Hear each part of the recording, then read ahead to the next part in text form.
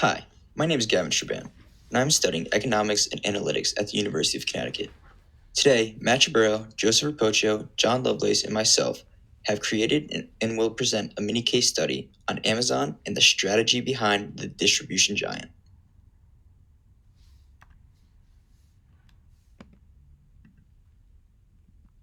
Hello everyone, my name is Joseph Rappoccio. I am from Stellington, Connecticut, and I am an economics major here at UConn. The firm our group decided to look into was Amazon. Everyone loves or knows Amazon, so what I am going to do is offer a brief history. Amazon began in 1944 in Jeff Bezos' garage in Bellevue, Washington. He came up with the idea to find the 20 most popular items people consumed and offer them on his own website. The 20 most popular items consisted of CDs, computer hardware, computer software, videos, and books. Books of which being the most popular item and a great reason as to why Amazon is so successful today. Amazon began competing with Barnes & Noble. However, this fight was too big for Barnes & Noble to handle as Amazon's warehouse was virtually unlimited. Books were stored in the air and sold to 50 states and 45 countries in Amazon's first 2 months. Along with the international distribution of books, Amazon's weekly sales were roughly $20,000. In 1995, Jeff Bezos had seen more money than he had ever imagined, and in 1995, he announced that the company would go public. Amazon reincorporated to Delaware in 1996 due to there being no corporate tax in the state of Delaware. This was considered to be a game changer for Bezos, as the tax would then go into his pocket. Delaware, however, didn't live long as the state was losing billions on the corporate tax bill. As such, the headquarters were moved back to Seattle, Washington. On May 15, 1997, Amazon went public at $18 per share. Early shareholders were not impressed as the stock hovered around its initial offering. This was a waiting game for Amazon, as it was only a matter of time before a greater population of people took hold of this new technology. Amazon did not see a profit its first 4 of 5 years and marked their first full-year profit in 2003. The major thing that caused Amazon to start profiting was the new merchandise available on their website, Amazon.com, of which included toys, electronics, and tools.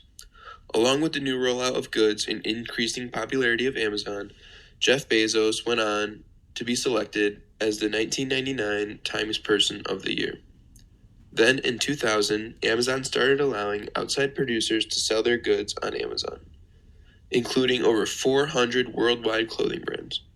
This offered a new and exciting Amazon.com in a retail setting, which, as we can see today, is putting many companies in bankruptcy, including Borders Books and Sears. Amazon.com was launched in 1995, right when the internet was gaining more and more popularity. The website was simple and sold books and music, as you can see here from the screen grab in 1998. As more products were added and Amazon gained more popularity, the website had to change with the evolving internet as well as with the influx of people moving into the e-commerce world.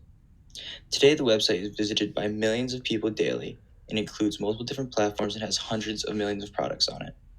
But the introduction of Amazon Prime in 2005 was a significant advantage that Amazon had over other competitors. Amazon Prime is a service that gave the subscribers free 2-day shipping at a cost of around $100 yearly. It started at $79 and today is about $119 to join the service because they have added next-day shipping and other benefits such as video streaming services, music streaming, app store, books are all included in the subscription. The availability for free and fast shipping excited consumers and kept them addicted to Amazon.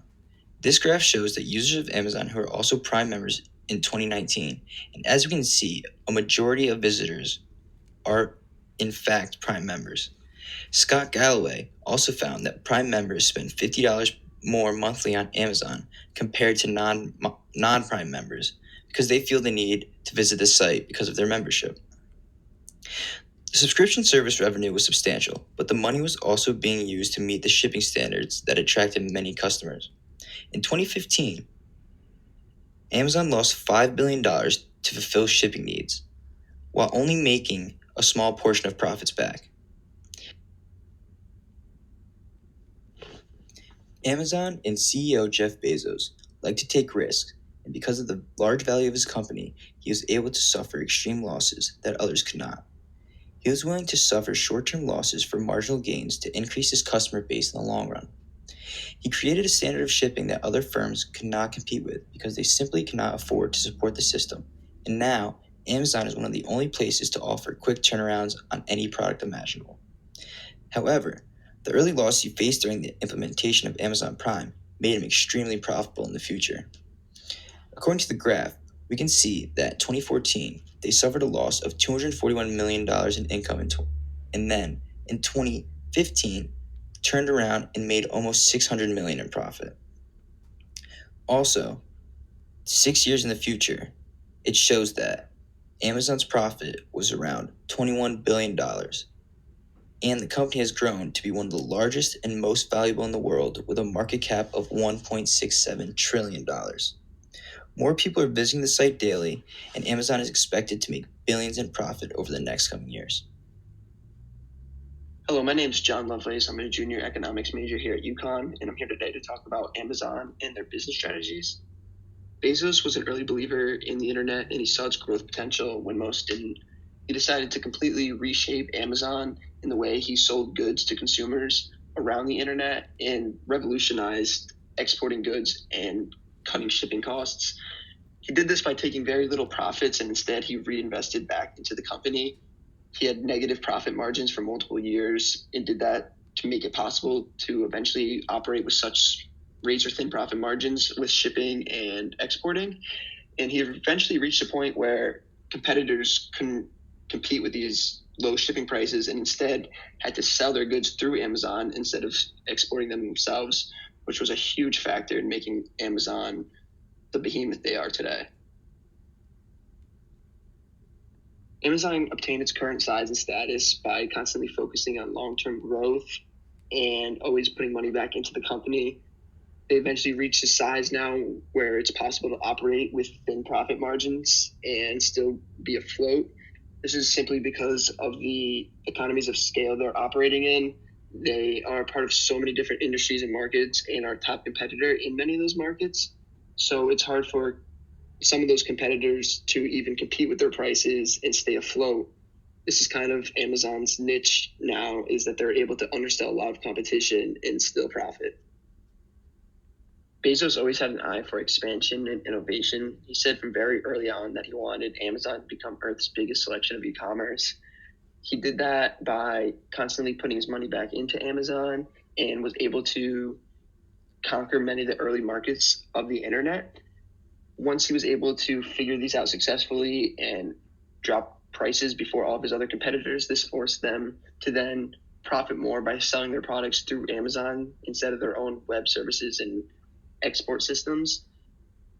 This catapulted Amazon and revolutionized their business model because they went from selling their own books to then using their platform to sell everyone else's products because of how efficient they were able to run it.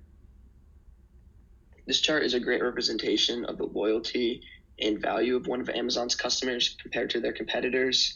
Amazon pretty much 5x's eBay, who's in second contention for consumer spending. And this is because of the vast majority of products that they offer on their website. People like the ease and the fast shipping, and if they could cover multiple purchases in one spot, they're much more likely to do so, which just boosts Amazon's image in many consumers' heads of being the number one go-to spot for online shopping. Because of their size and financial backing, Amazon was able to undersell competition while joining new markets. They would temporarily set prices below operating costs in order to push out rivals who cannot compete with such ridiculous prices. They were able to endure these financial blows until the market cleared and then would raise their prices back into profiting areas. This is Matt Ciaburro. Today I'm going to be talking about some of the major acquisitions Amazon has made over the years. Amazon's first game-changing acquisition that would benefit them right away was Kaiba Systems. Kaiba Systems is a robotics company that uses small robots to transfer small items that are stored on portable storage units when an order is entered in the Kaiba database system. The software locates the closest automated guided vehicle to the item and directs it to retrieve it. Their automated storage and retrieval systems were previously used by companies including Gap, Walgreens, Staples, Gilt Group, Office Depot, Crate and Barrel, and Saks Fifth Avenue. After those contracts ran up, Amazon did not renew them, and Kaiva's assets now work only for Amazon's warehouses. They even changed the name of the company to Amazon Robotics. This allowed them to dominate online retail, becoming much more efficient than their competing stores, who now needed to wait until another company similar to Kaiva was created. By the time they would come up to speed with Amazon, they would already have built a trustworthy relationship with their customers.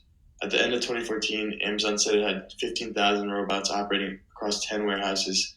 In 2015, that number rose to 30,000, and now Amazon is over 45,000. Kaiva Systems is a large part of Amazon Prime's success with their staple 2-day shipping. Though it's not technically owned by Amazon, we decided to include it anyway because they benefit just as much from this acquisition if they had purchased it. In 2013, Jeff Bezos bought the Washington Post for $250 million through his holding company, Nash Holdings. He presumably makes this move through the holding company to avoid a conflict of interest. There would likely be a major backlash if one of the largest companies in the world directly bought a major media outlet. This is a move that many didn't think would benefit Amazon very much.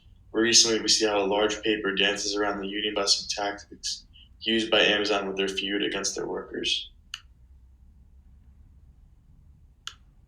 In 2014, Amazon bought Twitch for $970 million after negotiations fell through with Google and Yahoo. At this time, Amazon had been trying to figure out how to get their foot in the door with gaming, and this was a huge way to do it. Twitch accounts for 2% of all internet traffic during peak hours in the US. Only Netflix, Google, and Apple account for more traffic. Twitch also accounts for 40% of all live-streamed internet content, according to Business Insider Intelligence. It hosts 91% of all video game streaming, dwarfing competitors from YouTube and Facebook. In less than a decade, Twitch has become one of the most popular platforms on the internet, serving more than 2 million viewers at any given time of any given day. Recently, they signed a huge deal with the NFL to stream all Thursday Night Football games starting in 2023. This acquisition turned out to be a home run for Amazon and will pay major dividends for years to come. In 2017, Amazon shocked the business world with their purchase of Whole Foods for $13.4 billion. Whole Foods, which has been criticized for its high prices, was able to cut beverage prices by 2.8%, bakery by 6.8%, and other areas ranging from 15 to 14%. Whole Foods became a key part of the supply chain, using their 460 locations to move within a short distance from a large percentage of Amazon customers.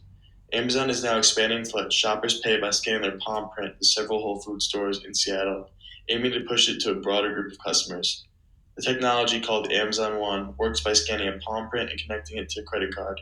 After that, shopper holds their palm above the sensor to pay for the groceries or books.